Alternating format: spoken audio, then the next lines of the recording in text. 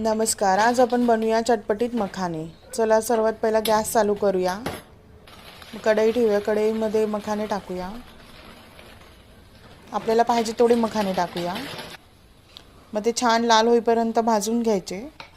त्याच्यामध्ये तूप टाकायचं. 2 चम्मच गाईचं तूप टाकलेलं आहे मी. तुम्हाला आवडत असेल तर तुम्ही कोणतंही तूप वापरू शकता. नंतर ते चांगले मिक्स करून त्याच्यात हळद टाकू शकता. 2 चम्मच हळद टाकायची. थोडंसं मीठ टाकायचं आणि लागेल तशा प्रमाणामध्ये लाल तिखट टाकून घ्यायचं.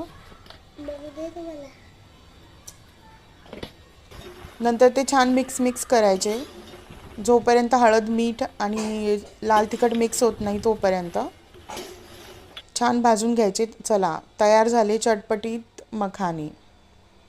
लहान मुलांच्या डब्यात द्यायला, टिफिनमध्ये स्नॅक्स म्हणून घेऊन जायला खूप छान रेसिपी आहे. तुम्ही पण ट्राय करून बघा.